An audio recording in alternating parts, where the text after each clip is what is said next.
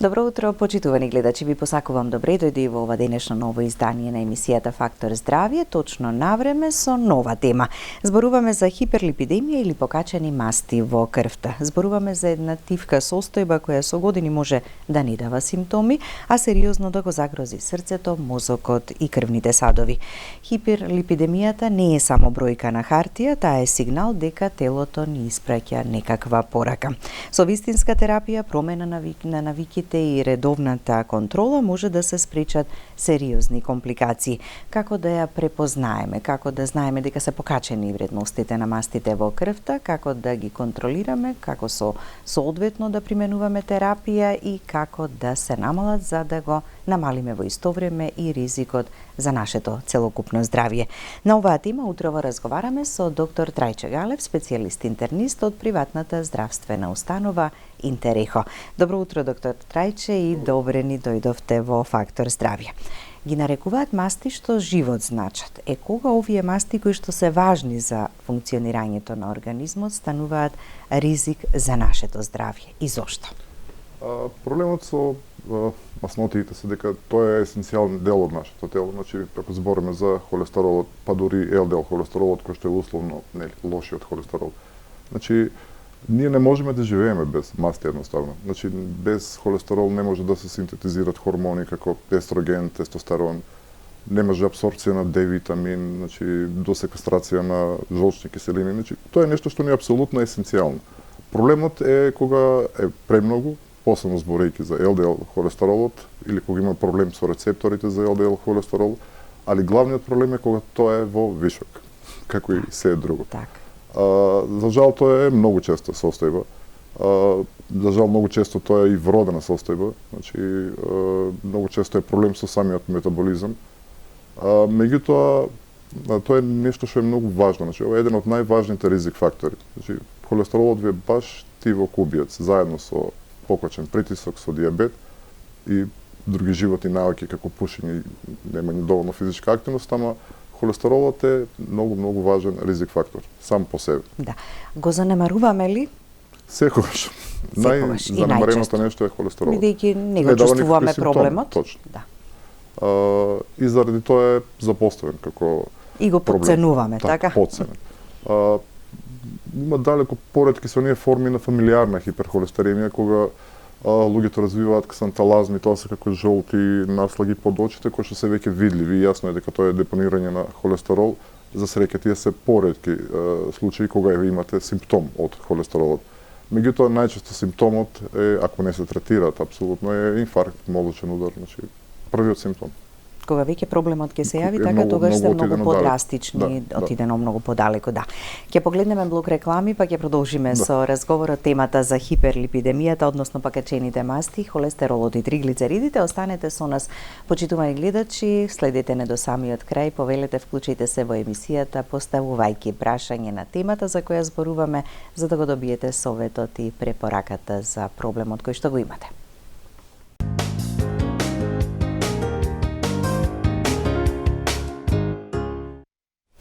За покачените масти во крвта, холестеролот и триглицеридите, утрово во Фактор здравје разговараме со доктор Трајче Галев, специјалист интернист од приватната здравствена установа Интерехо.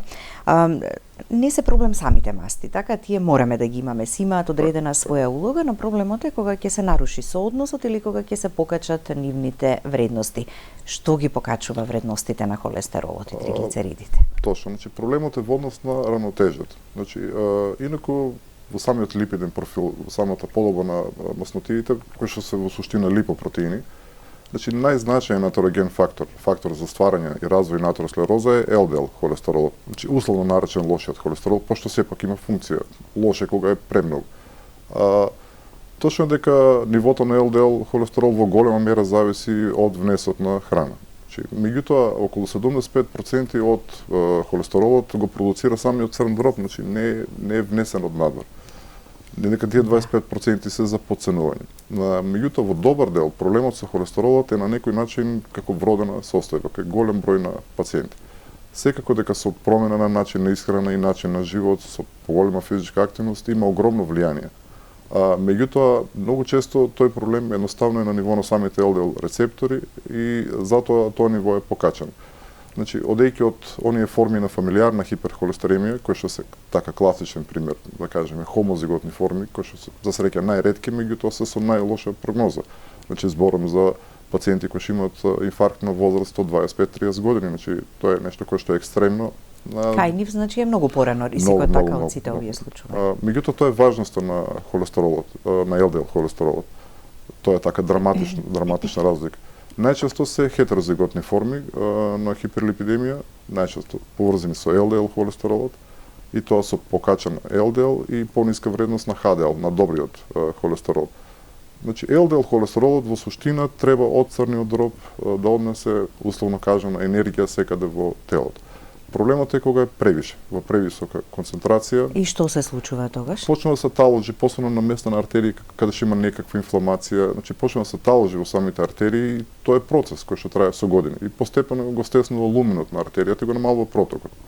Сега, некој се случува тие плаки од LDL холестеролот и да не прават целосна оклузија, целосно да ја запушат артеријата, меѓутоа да бидат нестабилни, да прснат и да направат инфаркт во моментот. Инфаркт зборам дали ќе биде во срце, дали во мозок. Тоа е значењето на LDL холестеролот кога се во високи повисоки дози. И обично секогаш иде со снижена вредност на HDL, на добриот холестерол. Често функција тој не смее да биде во пониски. Да, идејата е тој да биде висок. Во суштина колку е повисок, толку е подобро. Значи HDL холестеролот го враќа вишокот на липиди назад од црниот дроб каде што се преработува. И тоа е тој процес со... Ако е со пониски вредности, нема да може да ја извршува. Така, таа функција е намалена. И сето тоа е така атерогена веќе состојба, во која што ризикот да се формираат плаки и атеросклероза е далеку поголем. Точно дека на тој процес значи може во огромна мера да се влијае со начин на живот. Значи, бидејќи тука се доаѓа во обзир, пошто се собира од пушење цигари, стресен живот, неактивност физичка, седење на работа по цел ден, јадење брза храна, сето тоа се собира и што не се одзема. Со промена на тој дел од животот, значи ефектите се одлични кај голем број на пациенти. Значи не значи дека сите пациенти треба да примат терапија статини. Меѓутоа многу тешко луѓето го прават сето тоа, многу тешко ги минуваат секојдневните навики. Така. Може ли да биде само холестеролот покачен или некогаш и холестеролот и триглицеридите? Има многу варијанти, значи некој знаат да бидат покачени само триглицеридите, значи да биде тоа изолирана хипертриглицеридемија, која што сепак не е до толку страшна ситуација како покаченото ниво на LDL холестеролот. Најчесто е покачен доминантно LDL холестеролот, HDL, добриот холестерол, е намален, а триглицеридите се благо покачени. Тој најчесто кај најголем број од пациенти. И сега тука идат многу работи во обзир. Доколку не успеете со животни навики, со промена, да кажеме веќе следната лабораторија за месец-два добивате исти или полош резултат, веќе ќе мора да се интервенира со медикаменти. Тоа со статини најчесто. Има огромна разлика доколку пациентот има дијабет. Пациентите имаат голем отпор, така кон статините, ама тоа малку подоцна ќе подобјасниме зошто не треба. Да. Сосема различно доколку пациентот има и дијабет, доколку има и притисок.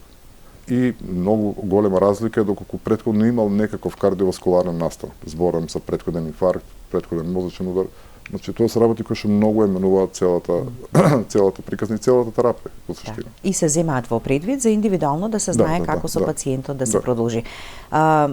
Тивка болест, подмолен убиец во наводници можеме да го наречеме, бидејќи не дава симптоми, ама има ли некои предупредувачки знаци кои што можеби би ни укажале дека треба да направиме една малку поширока анализа и лабораторија? Предупредувачките знаци од хиперхолестеремијата веќе се атеросклероза. Значи, тоа веќе е отидено понапред од колку што сакаме да биде. Значи, веќе има некакво стеснување на артериите, кое што секогаш е предизвикано од висок холестерол. Значи, не е од ништо друго.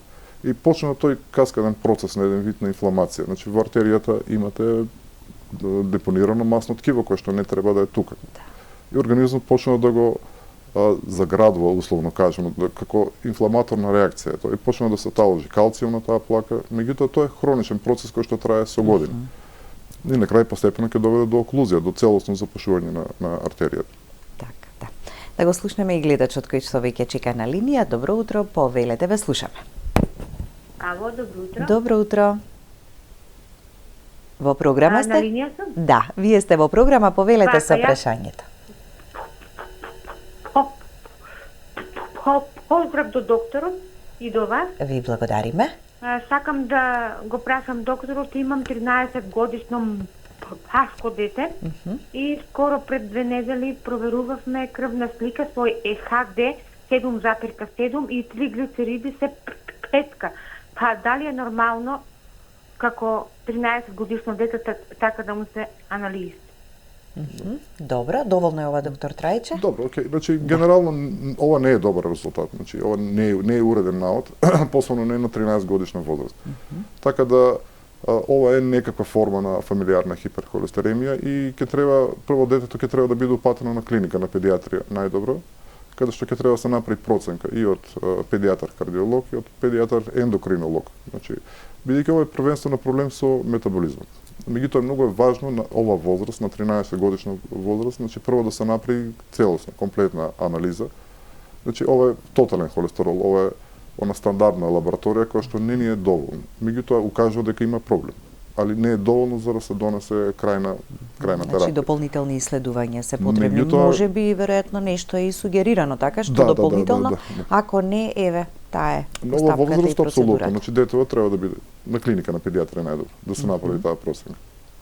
Така да. Кога веќе споменавме нели лабораториските анализи, ние најчесто кога ја проверуваме крвта, така ги гледаме и вредностите. Меѓутоа, дали е тој липиден статус опфатен тука или треба да побараме и нешто дополнително или едноставно матичниот, така кој што ни го значи, издава упатот, дали само тој тотален холестерол е доволен или се гледаат и другите параметри? Самиот тотален холестерол како вредност, во ред има индикативно значење, меѓутоа не е доволно за да се донесе одлука, посебно не за терапија. Значи, многу често се случува тоталниот холестерол да е лесно покачен. Меѓутоа, ако направиме липиден профил, многу често се случува тоа покачување да е заради ХДЛ, заради добриот холестерол, кој што е апсолутно одлично. Значи, ако имате вие низка вредност на ЛДЛ, а покачена вредност на ХДЛ, независно што тоталниот холестерол е покачен, тој резултат е одличен. Значи не е за третман. Така да липидниот профил е нешто што е иницијално за одлука за терапија посебно. Ако тоталниот холестерол, пошто се прави примерно, рутински, кај сите пациенти, ако е во ред, сепак некој се случува и покрај тоа што е во граници, ЛДЛ холестеролот да е доминантно покачен, а ХДЛ да е многу низок. Така да имате лажна вредност дека се е во ред, а во суштина не е. Така да, но кај оние кои што имаат и диабет, и покачен крвен притисок, замастен црн дроб, сепак треба да се земат во предвид и други работи, да, така? Да, липиден профил се прави кај нив секогаш. Значи, кај пациенти со повеќе ризик фактори, обична лабораторија со тотален холестерол едноставно не ни е доволно. Така. И хиперлипидемијата можеме да кажеме дека е примарна и секундарна како видови, што значи ако ја едната и поделиме, другата? најзначена е фамилиарната примарна хиперхолестеремија, која што е настана како пациентка за дете кој што се јави, која што е многу важно. Значи многу е важно да се детектира рано, во рана возраст и со соодветна терапија секој биде во ред. Многу почести се оние форми и тие се некој вид на фамилиарна хиперхолестеремија. Знаете, тој сега е многу актуелен хромозом 19 со тие гени, значи откриени се околу 2000 мутации. Значи има многу варијанти во кои што може тоа да направи проблем понатаму во животот. Прилично е комплексно како поле. Така да кај огромен дел од пациентите, независно дали се слаби, дебели, значи, има многу луѓе кои се во заблуда дека се слаби, па нема проблем. И не мора да проверуваат, немам сигурно холестерол, ќе се изненадат ако направат нели некогаш, проблем посебно со ЛДЛ холестеролот, со лошиот холестерол. Така да тоа е многу често. И тоа е еден вид на секундарна хиперхолестеремија, секако дека и начинот на исхрана и на живот влијае многу, али во суштина проблемот е, како да кажем, вроден. Така да. Имаме и двајца гледачи на линија. Добро утро, повелете. Ало, добро Ве слушаме, добро утро. Јас сум во програма. Вие сте, да. Поздрав многу до вас и до гостинот. Ви благодариме. Сакам нешто да го прашам, значи скупниот холестерол е 6,5, ама ултра ХДЛ, не знам што значи тоа ултра ХДЛ е нормален и директ ЛДЛ е нормален. Во граница. Сега ќе ми кажете дали е за терапија или не. Се работи за 6 годишна особа И уште едно прашање, ако може исто за некоја личност. Секако. Има 3 холестерол купен. Дали е нормално 3? И толку. Фала многу. Поздрав. Ви благодариме и ние вам. Во однос на првото прашање, значи тие вредности се во ред, тие се во граници на нормално. Сега зависи дали пациентката има други проблеми, дали има диабет, дали меѓутоа генерално вака гледано овие вредности се добри и нема потреба од некаква терапија. Во однос на второто прашање, вредност вкупен холестерол 3,2 без медикаменти, без лекови е тешко да се постигне. Инаку тоа е одлично, ама претпоставувам дека зима лекови втората пациентка, пошто без лекови тоа е многу ниска вредност. Да. Но сепак така, добро, едното и другото. Ако се прима терапија, да си се продолжи со терапија, да, може би нели промени во животниот стил веќе се применуваат и физичка активност и здрава исхрана и ред други нешта нели кои што одат во прилог. Да. Добро утро и за следниот гледач. Повелете, ве слушаме. Ало, добро утро. Поздрав до вас во студиото. Ви благодариме. Едно прашање ве молам. Пред 4 месеци имав многу висок ЛДЛ, 9-ка, а добриот холестерол ми беше испод скоро 0,59. Земам терапија за масноти и еве веќе после 4 месеци малку од малку се средија, но ми се покација ензимите на джигер. И сега за него земам некои таблети од магарешки трн. Пошто сум со еден бубрек, сакам да прашам дали терапијата за маснотите ќе треба да ја пијам доживотно или може од време на време да се прави пауза со тие апчини.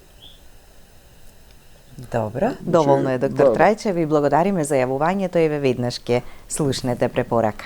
Ваква висока вредност на ЛДЛ, тоа е во тој склоп на хиперхолестеремија која што е фамилиарна. Значи, ова е екстремно висока вредност на ЛДЛ 9. И со самото тоа пациентката е во огромен ризик, посебно што е со еден бубрек. Секогаш имате така, значи страшно покачување на ЛДЛ, а ХДЛ, добриот холестерол е речиси немерлив. Така да ова е доживотна терапија со статин. Мислам, јасно ми е како звучи луѓето, како го сваќаат тоа. Меѓутоа без таа терапија не правиме ништо. Значи тоа мора да биде таа терапија доста агресивна. Тоа покачување на ензимите на AST и ALT би требало да се следи лабораториски во ред. Меѓутоа многу често тоа не е ни предизвикано од статините. Многу често е од самиот ЛДЛ холестерол. Така да дека таа терапија пациентката со вакви вредности ќе треба да зима доживотно, да. И тоа ќе мора да биде многу поинтензивна, поригорозна терапија. Така. Затоа што ЛДЛ 9 е страшна работа. Така. Пред 4 месеци, веројатно, кога се очекуваат ефектите за да нешто се подобри? Значи, отприлика, на таква висока вредност, обично одиме со високи дози на статини. Обично ја правам лабораторија за месец дена да видам каков ќе биде одговорот. Обично е добар. Значи, меѓутоа, сега имаме доста лекови за трпан на масноти. Значи, статини имам голем избор. Можем да кажем дека статините се едни од најбезбедните лекови, кои што воопшто ги имаме. И се екстремно ефикасни. Значи, многу ретко се случува да не постигнеме добра контрола. Меѓутоа, пациентите мора да сватат дека ова е страшно опасно. Значи, ЛДЛ 9 е нешто што е многу страшно. Така, значи да се продолжи со оваа терапија со статините и она за црниот дроб, така кое што на природна база се зема, така бидејќи меѓутоа и тие ќе се регулираат, така тие трансаминази, така ќе си дојдат во нормални вредности доколку се применува и тоа. Меѓутоа, прекинување на терапија во ваква ситуација посебно никако, тоа е многу опасно. Така, да.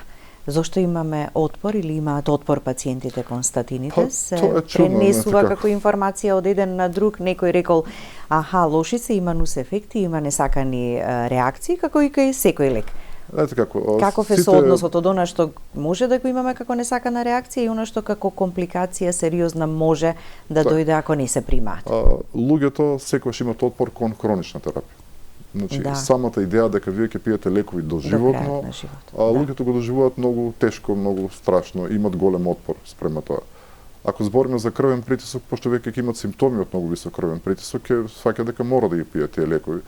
Проблемот со холестеролот е дека не дава никакви симптоми и најдете влегуваме во еден круг на самозалажување.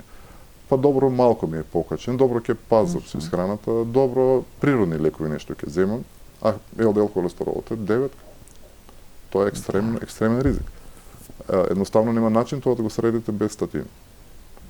А статините како лекови се едни од најбезбедните лекови. Зборам како хронична терапија, толку ретко има несакани ефекти од статини, да тоа е екстремно ретко. Дури тие несакани ефекти не се нешто, ако најчесто се јавуваат мускулни болки. Да, најмногу на тоа се жалат, така и најмногу и заради тоа некогаш ја прекинуваат. Така и не е тоа некоја болка ужасна, значи најчесто со или со намалување на дозата или со промена на друг статин, тоа се средува. Како лекови, зборејќи како хронична терапија, статините можеме да кажеме дека се најбезбедните лекови. Так. Многу побезбедни од антибиотици кои што луѓе ги земат кај нас, посебно. Да, во многу поголема мера, да. Да го слушнеме и следниот гледач. Добро утро. Добро утро. Ве слушаме, повелете. И до докторот. Ви благодариме. Имам прашање за докторот. Јас сум пациент со два бајпаса од пред 17 години. Холестеролот ми е веќе добар одамна, во граници до 3,5 така, и триглицеридите 1,30, 1,20. КДЛ, ЛДЛ исто е во граници. Пијам Росвера 5 од 5 милиграма. Пред 2 години ми смени докторката кардиолог од Аторис на Росвера, од изговор дека јас сум со бајпас, треба да пијам Росвера. И во последно време, не во последно години, веќе имам несакани последици, чешање по нозете, болки, мускули, зглобови. Прашањето ми е дали смеам да го прекинам пијањето на Росверата или барем да ја заменам со Аторис, ако да нема толку несакани последици. Так, ви благодариме за јавувањето. Значи, пациентот со самото тоа што веќе има бајпас, веќе збориме за секундарна превенција. Значи, овде веќе важат сосема други правила. Росувостатин е далеку попотентен како статин, споредено со сите други. Тоа што ми е чудно е дека пациентот е на многу мала доза, 5 мг, тоа е минимална доза како доза на одржување. Така да не е проблем да се смени со аторвостатин. Меѓутоа, прво мора да се разграничи дали овие симптоми кои што ги има несакани ефекти се стварно од росувостатинот. Чешањето, значи, обично пациентите земат повеќе лекови. Треба да се види дали е баш од росувостатин, затоа што чешањето не е типичен несакан ефект за статин. Болка во мускули и зглобови, значи може да биде нешто сосема друго. Не можеме веднаш да го препишеме на росувостатин. Меѓутоа, со оглед на тоа дека пациентот е на многу мала доза, на 5 росувостатин, значи Аторис од 20 мг, аторвостатин би го имал истиот ефект како росувостатин од 5. Не е толку проблем да се смени, само што ќе биде со поголема доза. Меѓутоа, во ваква ситуација со бајпаси, статини се задолжителни доживот. Тоа овде важат сосема други граници за што е нормално, што не е нормално во однос на ЛДЛ холестеролот. Кај овие пациенти ЛДЛ треба да е под 1,6, не 3. На сваќате веќе тоа е далеку пониска вредност. Така да пациентот слободно може да се консултира или со матичниот лекар или со интернист. Да се промени некој друг статин, ама прекинување ни случајно. Меѓутоа, пак ќе кажем, мора да се разграничи дали ова навистина од росувостатинот. Така, да. Ќе се проба можеби со некој друг, па ќе се види ако се намалат тие реакции кои што ги има. Ако не, повторно се враќаме на истиот лек кој што мора така да се прима. Да. Да ги слушнеме и следните гледачи. Добро утро и за вас, повелете.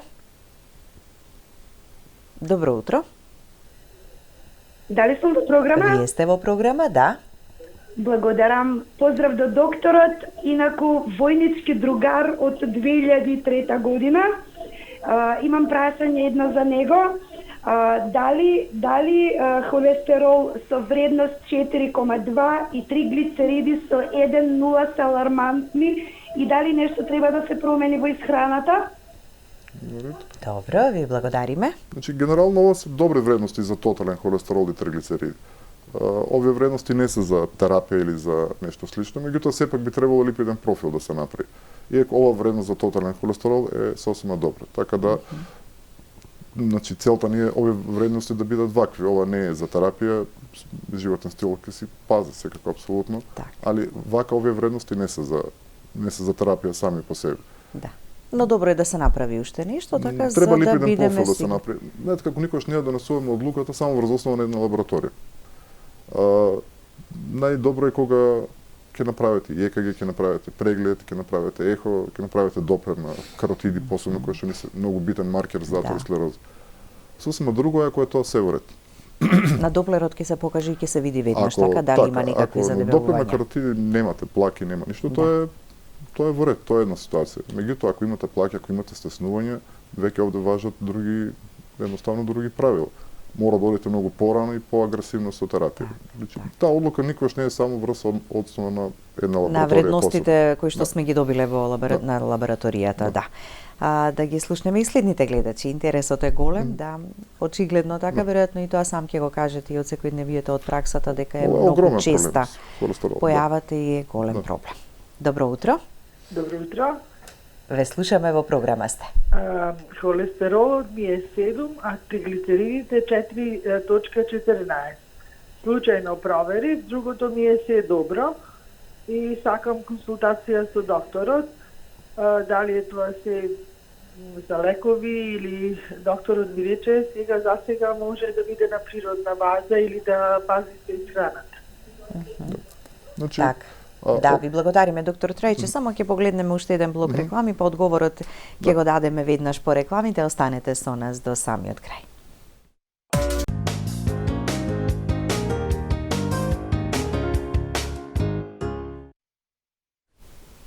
И веднаш по овој блок реклами, ајде да одговориме и да дадеме совет до гледачката. Во однос на последното прашање, значи овие вредности се високи, значи ова е тотален холестерол и триглицериди. И ова е нешто кое што е најчесто.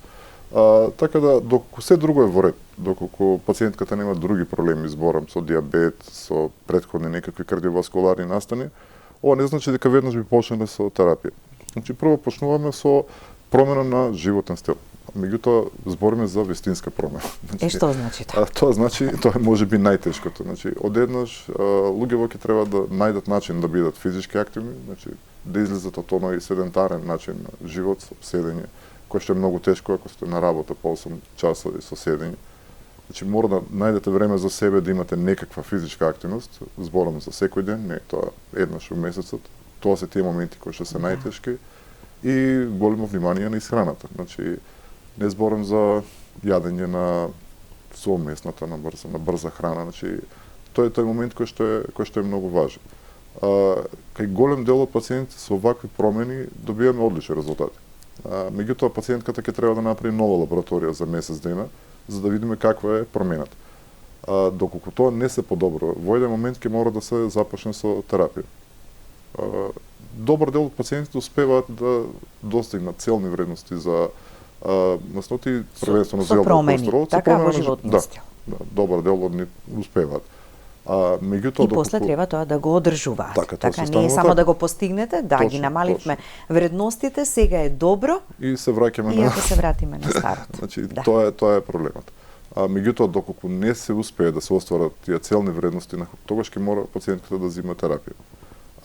Таа терапија, статинската терапија е нешто што буквално ве штити од инфаркти, од мозочни удари, значи едноставно вредноста на таа терапија е непроценлива. Да. Потешко е да ги убедите пациентите кога ќе имаат веќе покачени вредности да го сменат животниот стил или да ги убедите дека треба да почнат со одредена терапија. Обично добро дел од пациентите, посебно помладите пациенти, се мотивирани за да не бидат на терапија. Меѓутоа, луѓето кои што се повозрасни, кои што веќе имат и други проблеми, значи имат и ревматски проблеми, имат проблеми со зглобови, значи самото тоа ги фиксира во однос на физичката активност. Кај нив многу потешко добивате добри резултати. Веќе имат и други болести како диабет, како хипертензија и со самото тоа едноставно мора да ги заштитите со статин. Значи примерната терапија, примерната идеја со статини е превенција. Значи не да чекаме да се случи нешто па потоа да одиме со терапија. И ако луѓето имат некаков отпор кон таа терапија, ако се случи инфаркт или мозочен удар, тогаш веќе немат отпор. Не сваќате. Никој пациент што имал инфаркт или стент не рекол такви сериозни, така кардиоваскуларни случувања, се ќе пиете што треба, така, ама зошто да дозволиме да дојдеме до тој момент. Да, тоа е целата работа, да. Така. Да ги слушнеме и следните еден или двајца гледачи кои што ќе бидат и последни во ова денешно издание, бидејќи веќе ближиме кон крајот. Добро утро, повелете. Добро утро. Ве слушаме. Јас би поставила едно вакво прашање. Цел живот, буквално 2 пати годишно правам липиден статус и секогаш триглицеридите се во најнормални граници и добриот холестерол во најнормални граници. Но се благо зголемени не повеќе од 7 купниот холестерол и ЛДЛ холестерол. И тоа негде до 4,3 најмногу одело. Долго време без така, без никаква терапија, на ехо гледана сум чисти крвни садови и еден период почнав со Хартикол плюс. Но овој за кратко време ми ги регулира и купниот холестерол и ЛДЛ холестеролот, но ми прави благо покачување на АЛТ. Дали и правам прекини. Кој ќе направам прекин, пак оди погоре холестеролот. Дали се пие овој лек со прекини, дали на прав пат сум, дали треба статин да се земе или не треба ништо според вас. Добро, ви благодариме. Исто и ова, значи Хартикол не би требало да ги покачи ензимите на црниот дроб. Тоа е како препарат е ОТЦ и во ред. Меѓутоа не верувам дека тоа покачување на ензимите е предизвикано од Хартикол. Меѓутоа не сум баш убеден дека може да го одржува ЛДЛ долгорочно во тие посакувани целни вредности. Затоа што многу други работи влијаат која ни е целна вредност на ЛДЛ холестеролот. Ме сваќате, значи не е исто ако е во ред ЛДЛ да ви биде 3 или 2,9 ако сте вие 20 години, веќе на понапредна возраст тие граници се сосема пониски, посебно доколку има и други ризик фактори, посебно доколку има диабет, доколку има хипертензија. Така да најбезбедно за пациентката е да биде на некоја ниска доза на статин. Едноставно не верувам дека со Хартикол изолирана, значи ЛДЛ покачен 4 или над 4, дека би можел да се одржува само со Хартикол. Така да пребиоделе со статин како хронична терапија. Мислам далеко е по-безбедно. Така, и ќе се види какви ефекти и резултати нели да, се да, постигнат со тоа и одржувањето на нормалните ниво. Лесна форма, малку потешка форма во зависност од годините, зависно од тоа какви други болести пропратни хронични имате, сето тоа влегува во предвид и во комбинација како пациентот понатаму со терапијата ќе... Апсолутно. Секој пациент, знаете, има да секој пациент ви треба посебен осврт. Да. Цело тој принцип на терапија е индивидуализиран. Значи не може да генерализираме дека едноставно за сите важат исто правило. Така, да. Да го слушнеме и последниот гледач. Добро утро и за вас. Повелете. Докторот. Да, нали? Јас при правење на анализи, секогаш добриот и лошиот холестерол ми се добри или дури под граница, а триглицеридите стално ми се покачени.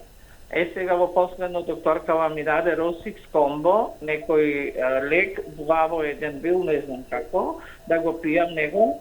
И сега го пијам него, направив анализи пак ми беа високи, од 4 слезени на 3.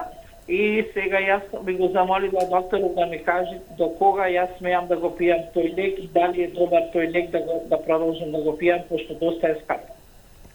Благодарам. Ви благодариме и ние вам. Значи, вака кажано, ова е изолирана хипертриглицеридемија, доколку другите вредности се во ред. Инаку Росикс комбо е хронично, тоа е исто доживотна терапија и лекот е одличен збор да нема. Меѓутоа во оваа ситуација би требало се проба со други лекови, како фенофибрат, кој што е лекот прв избор за третман на хипертриглицеридемија. Кај нас го има како триглит, значи би пробале прво со такви лекови. Лекови како Росикс комбо обично ги чуваме за многу потешки пациенти. Доколку ЛДЛ, ХДЛ, холестерол се во ред, би почнале со терапија како фенофибрат. Така. Која што е, мислам, и секако и овде и за хипертриглицеридемијата, значи многу е битна таа промена на животот и начинот на исхрана е посебно многу важен. Така, да. На самиот крај би го заокружиле разговорот да не ја подценуваме состојбата со покачените масноти во крвта, со холестеролот, малку посериозно да гледаме на сето тоа, ако ни се покачат вредностите, да ги послушаме советите од лекарот така како што ќе ни препорача, дали промена во животниот стил или пак почнување со одредена терапија, за да го намалиме ризикот од други посериозни случувања понатаму во животот. Така, значи таа долгорочна контрола, посебно на ЛДЛ холестеролот е нешто што е апсолутно важно. Значи апсолутно нешто што не е за потценување. Така. Доволно е еднаш до 2 пати во годината да направиме така, нешто зависи такво како... точно за секој пациент, за секоја возраст, меѓутоа посебно луѓето кои што се постари, кои што титрираме терапија, некојаш може да треба и 2 до 3 пати годишно. Али генерално еднаш годишно е доволно. Така, да. Доктор Трајче, ви благодарам за гостувањето. Благодарам за поканата. Да. Благодарности до вас, почитувани гледачи, за вниманието со кое не следевте и ова утро. Останете со програмата на ТВ24, имајте убав и пријатен ден.